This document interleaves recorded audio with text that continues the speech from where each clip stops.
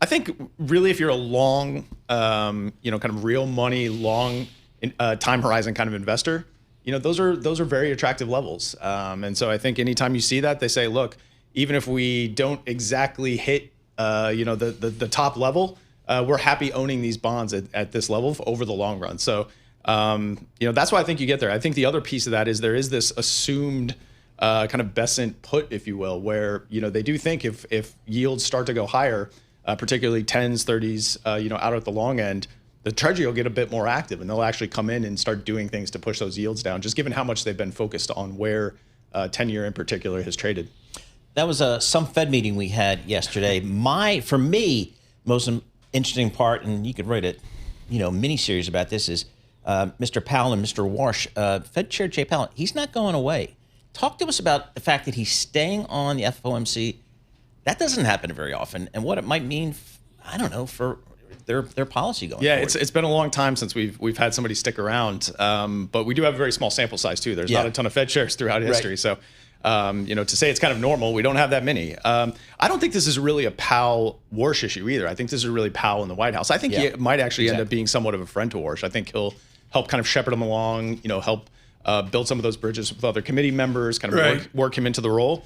But we don't know how long this is going to last. It's a very uncertain time frame. They tried to get an answer out of him. We didn't really get one. Paul, I had a cheat sheet over my first cup of coffee this morning. Repeat after me: Governor Powell. Governor Powell. That's right. Governor Powell. Right. I'm getting used to it. Yeah, you're right.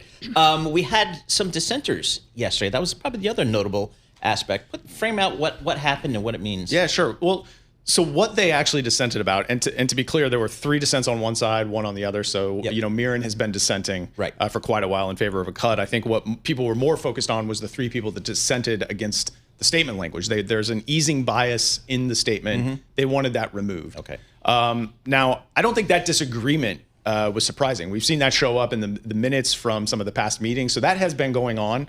We've heard public statements to that effect. So we knew there was this disagreement. I think what was surprising is that they actually dissented about statement language, because usually those dissents are about the action. It's saying, I think you should have cut. I think you shouldn't have cut. It's not really about how the statement is framed. So that was relatively surprising to see that. Inflation is a general statement higher. Some people say out there somewhere it will come back down, maybe. But inflation, it's a general statement higher. What does that do to the real yield? What does that do to the real wage? Real wages are yet to be seen, but at least as far as the real yield, it does mechanically push that lower. So, I mean, there is this idea that as inflation moves higher, the policy rate, if you will, or at least how it transmits through the economy is actually getting easier just by the fact that inflation is higher. So there is that kind of view out there.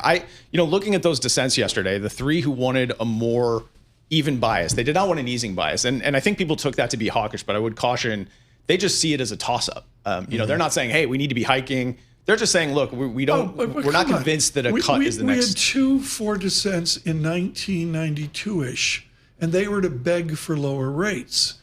Are those dissenters yesterday the evil 3? I just coined that. I could pick up the copyright of that. The evil 3 yesterday, are they begging for higher rates? I don't think they are. I think what they're saying is we don't know.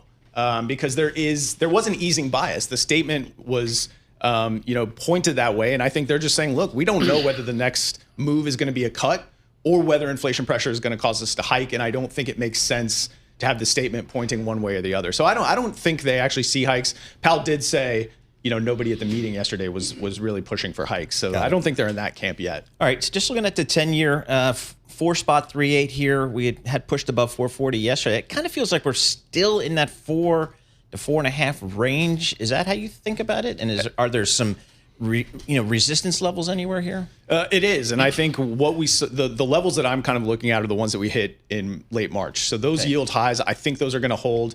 I think what we're going to see into the earlier summer is that rates are kind of returning to a bit of a range-bound environment, which kind of makes sense. I think the data is going to be moving sideways. The Fed's not going to have enough information yet about the impacts of the Iran war, how long that's going to last. So I think they're kind of stuck in place, and yields are going to be stuck with it.